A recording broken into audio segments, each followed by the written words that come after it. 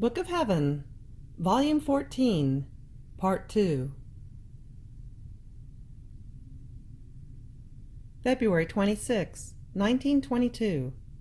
How Jesus covered us with beauty in redemption. I was thinking about the great good that blessed Jesus has done to us by redeeming us. And he, all goodness, told me, "My daughter, I created the creature beautiful, noble, with eternal and divine origin, full of happiness and worthy of me. Sin ruined him from top to bottom. It disennobled him. It deformed him, and rendered him the most unhappy creature, unable to grow, because sin stopped his growth and covered him with wounds, such as to be repugnant to the mere sight. Now my redemption ransomed the creature from sin, and my humanity acted just like a tender mother with her newborn. Since he can take no other food, in order to give life to her baby, she opens her breast and attaches her baby to it, and from her own blood, converted into milk, she administers to him the nourishment to give him life. More than mother, my humanity let many holes be opened in itself by blows of lash, almost like many breasts that sent out rivers of blood, so that my children, by attaching themselves to them, might suckle the nourishment to receive life and develop their growth. And with my wounds, I covered their deformities, rendering them more beautiful than before.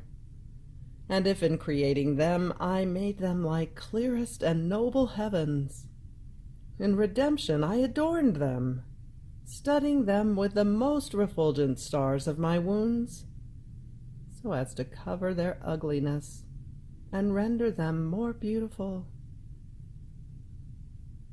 To their wounds and deformities I attached the diamonds, the pearls, the gems of my pains, in order to hide all their evils, and clothe them with such magnificence as to surpass the state of their origin.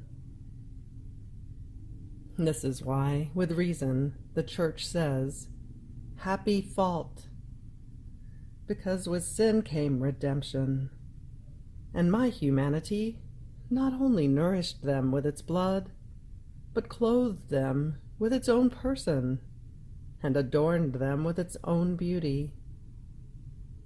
But now my breasts are always full to nourish my children.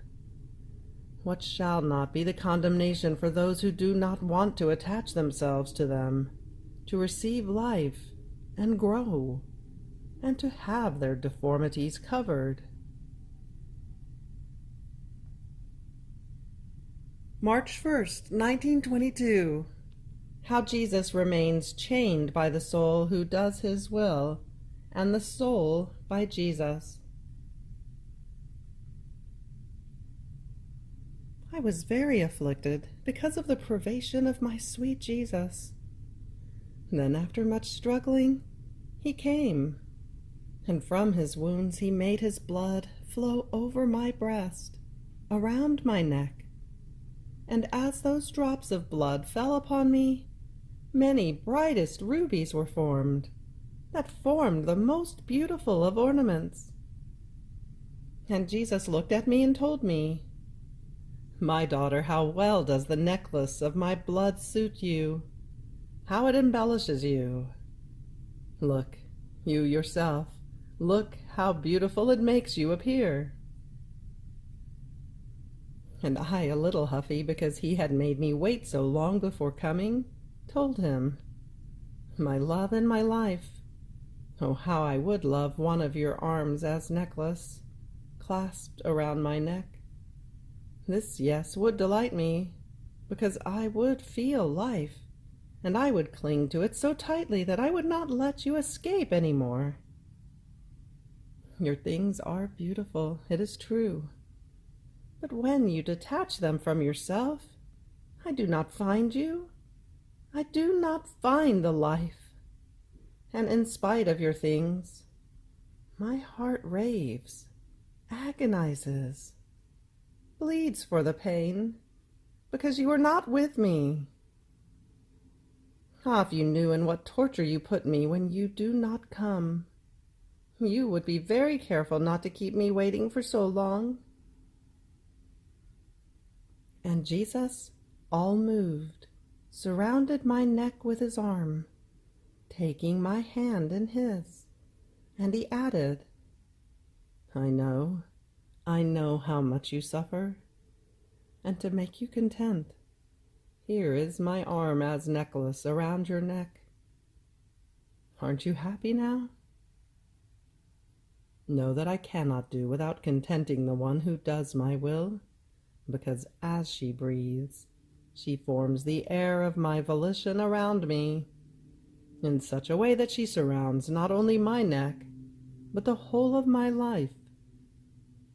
I remain as though chained and fettered by the soul within the very fortress of my will. But this is far from displeasing to me. On the contrary, because of the great contentment I feel, I fetter and chain her. And if you cannot be without me, those are my chains, my fetters, that hold you so tightly that one moment without me is enough to give you a martyrdom of the most painful, such that there is nothing that equals it. Poor daughter, you are right. I shall take everything into account, but I do not leave you. Rather, I enclose myself in you, in order to enjoy the air of my volition that you yourself form for me. In fact, air of my will is your heartbeat, your thought, your desire, your motion. And I, in this air, shall find my prop, my defense, and the most beautiful rest upon your breast.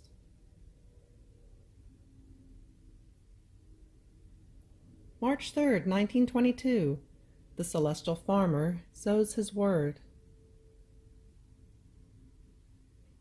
Continuing in my usual state, my sweet Jesus came, but without saying anything to me, all taciturn and afflicted to the summit. And I, what is it, Jesus, that you don't speak? If you are life to me, your word is food for me, and I cannot fast. I am very weak, and I feel the continuous necessity of nourishment in order to grow and maintain myself strong. And Jesus, all goodness, told me, my daughter, I too feel the necessity of some food, and after I have nourished you with my word, that same word, chewed by you, having converted into blood, germinates the food for me. And if you cannot fast, neither do I want to fast. I want the requital of the food that I gave you, and then I shall come back again to nourish you. I feel great hunger. Hurry, let me satiate myself. I remained confounded, and I didn't know what to give him, since I have never had anything. But Jesus, with both hands, took my heartbeat, my breath, my thoughts, the affections, the desires, changed into many little globes of light, and he ate them, saying, "This is the fruit of my word. These are my own things. It is right that I eat them." Then he seemed to take a little rest, and afterwards he added, My daughter, now it is appropriate that I set to work again, to work the soil of your soul, so as to be able to sow the seed of my word in order to nourish you. I act like a farmer when he wants to sow in his field. He forms little trenches, makes some furrows, and then sows in them the seeds. And again he covers with earth the little trenches and the furrows in which he has sown the seeds, so as to keep them sheltered and give them the time to germinate, to then harvest them increased 100-fold, to make of them his food.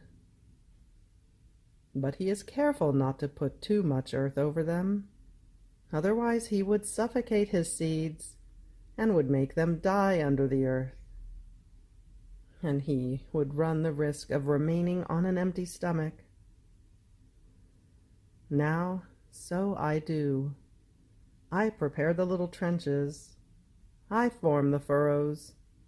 I enlarge the capacity of her intelligence to be able to sow my divine word, and therefore form the food for me and for her. Then I cover the little trenches and the furrows with earth. That is, humility, nothingness, the annihilation of the soul, some little weakness or misery of hers. This is earth, and it is necessary that I take it from her, because I lack this earth. And so I cover everything, and I wait with joy for my harvest. Now, do you want to know when too much earth is placed over my seed? When the soul feels her miseries, her weaknesses, her nothingness, and she afflicts herself. She thinks about it so much as to waste time, and the enemy uses this to cast her into disturbance, discouragement, and despondency. This is all earth in excess over my seed. Oh, how my seed feels itself dying, how it struggles to germinate under this earth. Many times these souls tire the celestial farmer, and he withdraws. Oh, how many are the souls such as these! And I, my love, am I one of these? And he, no, no, the one who does my will is not subject to forming earth that suffocates my seed. Rather, many times I find not even humility, but only their nothingness, that produces little earth, and I can only place one layer of it over my seed, and the son of my will quickly fecundates it, and it germinates, and I make great harvests, to then quickly return to sow my seed again. And besides, you can be sure of this.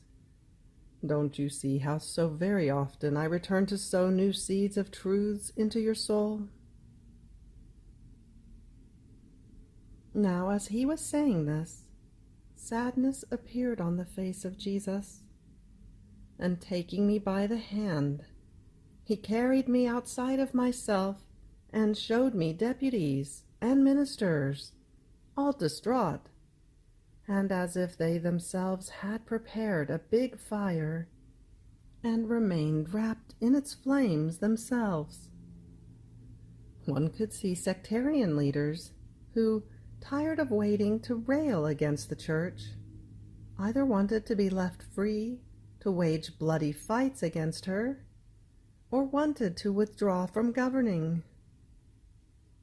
They saw the ground missing under their feet, because of finances as well as other things, and in order not to make a bad impression, they wanted to withdraw from holding the lot of the nation.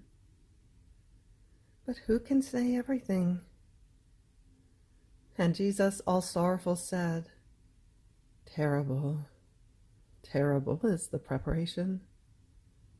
They want to do things without me, and everything shall serve to confound them." March 7th, 1922. The words of Jesus are full of truth and of light, and they carry with them the substance and the virtue of transmuting the soul into the same truth, into the same light, and into the very good that they contain. I was thinking about what is written, and I said to myself, is it really Jesus that speaks to me? Or is it a trick of the enemy and of my fantasy? And Jesus on coming told me, my daughter, my words are full of truth and of light, and they carry with them the substance and the virtue of transmuting the soul into the same truth, into the same light, and into the very good that they contain, in such a way that the soul not only knows the truth, but feels within herself the substance of operating according to the truth that she has known. Moreover, my truths are full of beauty and of attraction, in such a way that the soul, taken by their beauty, lets herself be enraptured by them. In me everything is order, harmony, and beauty. See, I created the heavens. They alone could be enough.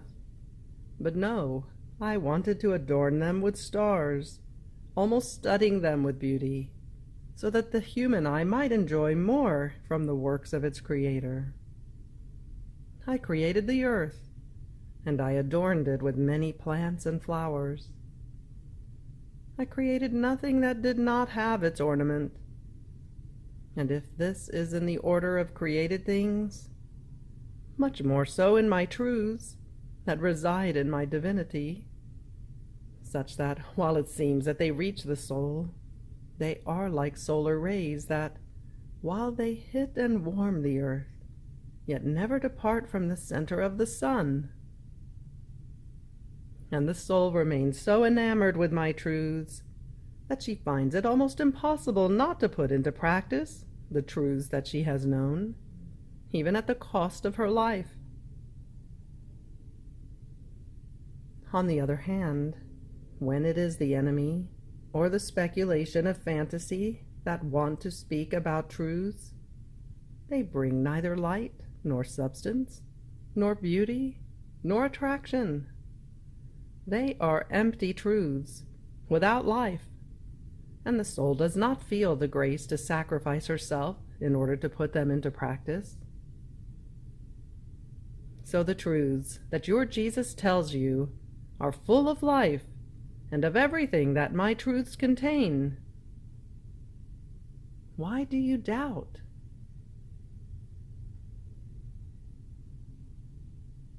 March 10th, 1922. Universal effects produced by the acts done in the divine will. The one who lives in the divine will is queen of all. I was doing the hours of the Passion, and according to my usual way, I was pouring myself into the holy will of God, offering them for the good of all. But my will, as though wanting to interfere, very often would say, my Jesus, in a special way for help, for relief, for liberation of this soul. And my sweet Jesus, correcting me, told me, my daughter, everything that one does in my will is like sun that diffuses to all. And as one prays in my will, offering my blood, my pains, my wounds, these convert into as many rays of light that diffuse to all. They descend rapidly into the deepest prison of purgatory, and convert their pains and darkness into light.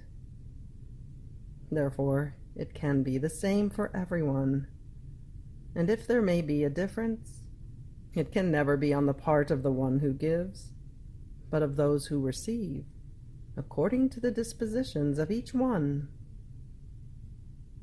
It happens as to the sun, that gives light to all equally. It hits and warms one point of the earth just as any other. But who profits from this? Those who work. Which land produces fruit? That in which seeds have been sown. Any other, in spite of the light of the sun, remains infertile. Therefore, distinctions do not exist in my will. Of its own, it runs, it diffuses, and wants to give itself to all. Whoever wants can take of it. I remained afflicted on hearing this, and Jesus added, "Ah, you would like to act like the sun, if it wanted to concentrate its light and its heat more strongly at one point, to be able to warm it and illuminate it so much as to convert that point into the sun itself, while it continues its regular course over all other things." And I, yes, it's exactly this. It is the weight of gratitude that pushes me to it. Jesus smiled on hearing me, and he continued, "If it is so, go ahead and do it.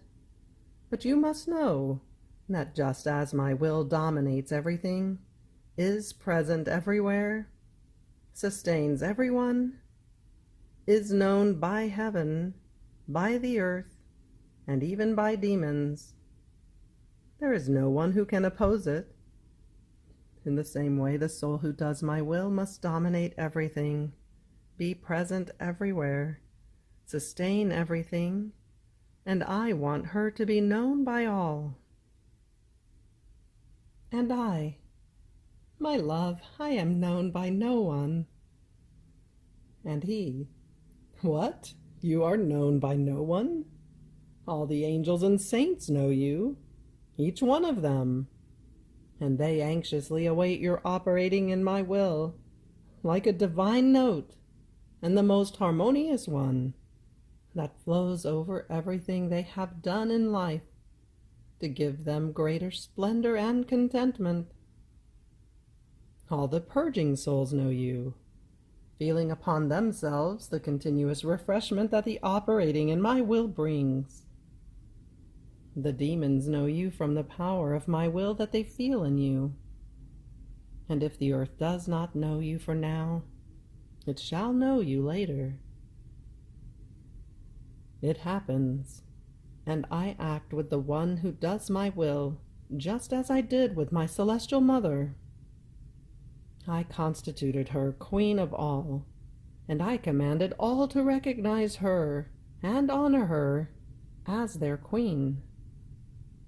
And I commanded her to crush with her foot the head of the infernal dragon.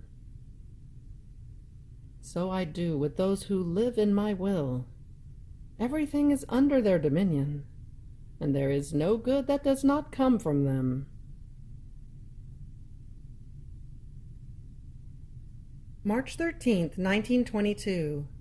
The great good that hearing the truths brings. As I was in my usual state, I found myself in the middle of a flowery valley, in which I found my late confessor, who died on the 10th of the current month. The footnote reads that Luisa is referring to Father Gennaro de Gennaro, her confessor from 1898 to 1922. And according to his habit, when he lived down here, he told me, "Tell me, what did Jesus tell you?" And he spoke to me in my interior. He did not tell me anything from his voice. And you know that I don't take into account the things that I hear in my interior. And I want to hear also what he told you in your interior. And I, as though forced. He told me, "My daughter, I carry you in my arms. My arms shall serve you as a little boat to let you sail in the interminable sea of my will. Then as you do your acts in my volition, you shall form the sails, the mast, the anchor, that shall serve not only as ornament to the little boat, but to make it move with greater speed. The love I have for the one who lives in my will is so great that I carry her in my arms without ever leaving her." And while he was saying this, I saw the arms of Jesus in the shape of a little boat, and myself in the middle of it. On hearing this, the confessor told me, "You must know that when Jesus speaks to you and manifests to you his truth, it is rays of light that he pours upon you. Back then, when you manifested them to me, not having his virtue, you manifested them in drops, and my soul remained all filled with those drops of light, and that light gave me a greater spur, a greater yearning to hear more truths, to be able to receive more light, because the truths bring the celestial fragrance, the divine sensation, and this by just hearing them. What shall it be for those who practice them? This is why I desired so much to hear what Jesus told you, and I wanted to tell others. It was the light, the fragrance that I felt, and I wanted others to take part in them. If you knew the great good that my soul has received in hearing the truths that Jesus told you, how it still drips with light and spreads celestial fragrance, that not only gives me refreshment, but serves as light to me and to those who are near me. And as you do your acts in the divine volition, I take special part in them, because I feel the seed of his most holy will that you are sowing in me.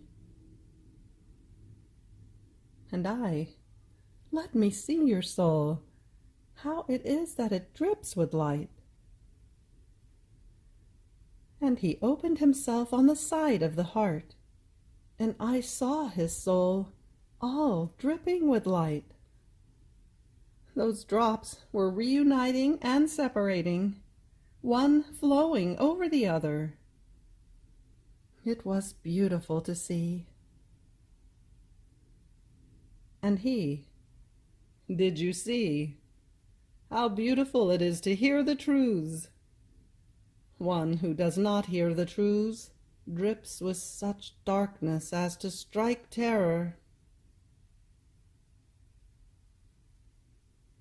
March 16th, 1922. To live in the divine will has nothing great externally. Everything passes between the soul and God. Continuing in my usual state, I was thinking to myself, I feel I am the most bad of all. Yet my sweet Jesus tells me that his designs upon me are great, that his work that he is doing in me is so important that he does not want to entrust it even to the angels, but he himself wants to be the custodian of it, the actor and the spectator. Yet what great things do I do? Nothing. My exterior life is so ordinary that I do things beneath others.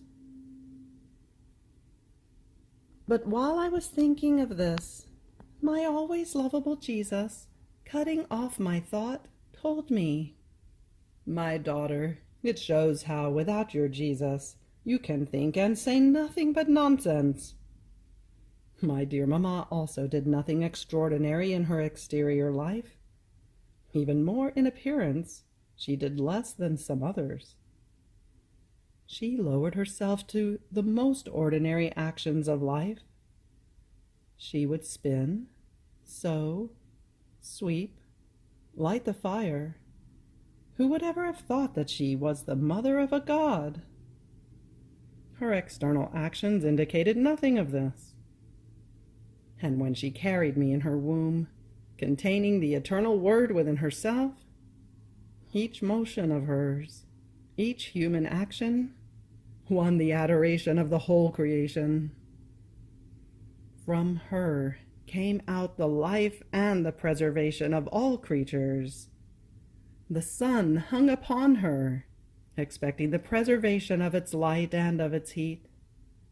The earth, the development of the life of the plants, everything hovered round her. Heaven and earth hung upon her every motion. Yet who saw anything? No one. All her greatness, power, and sanctity, the immense seas of goods that came out of her, were from her interior. Each of her heartbeats, breaths, thoughts, words, was an outpouring into her Creator. Between her and God, there were continuous currents that she would receive and give. Nothing would come out which would not wound her Creator, and by which she would not be wounded by Him. These currents expanded her, raised her, made her surpass everything, but no one saw anything.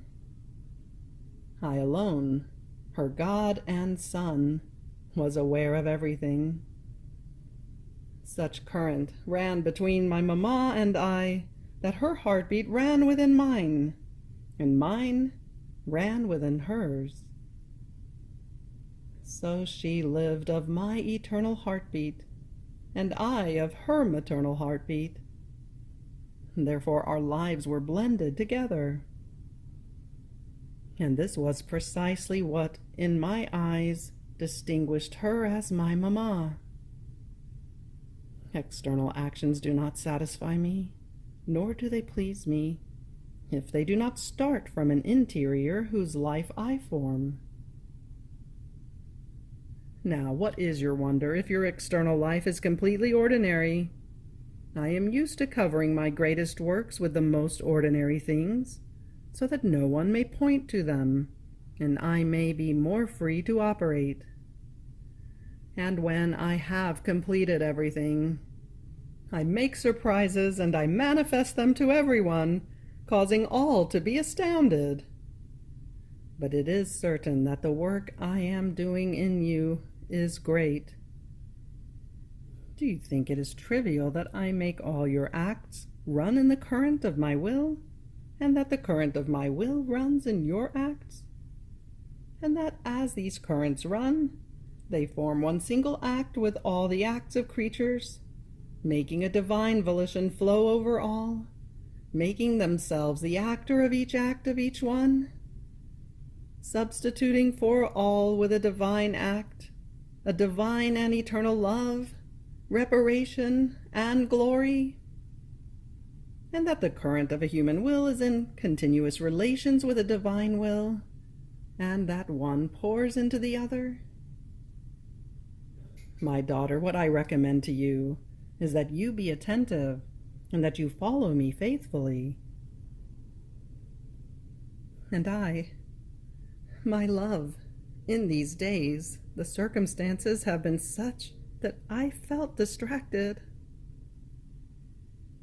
And he, therefore be attentive, because when what you do does not flow in my will, it happens as if the sun stopped its course. And when you are distracted, you form clouds before the sun, and you remain obscured. However, when the distractions are involuntary, a strong and resolute act of your will to run in my will is enough to place the sun on its course, and like rapid breeze, to dispel the clouds, in order to make the sun of my will shine more beautifully. You have reached the end of the Book of Heaven, Volume 14, Part 2. Fiat.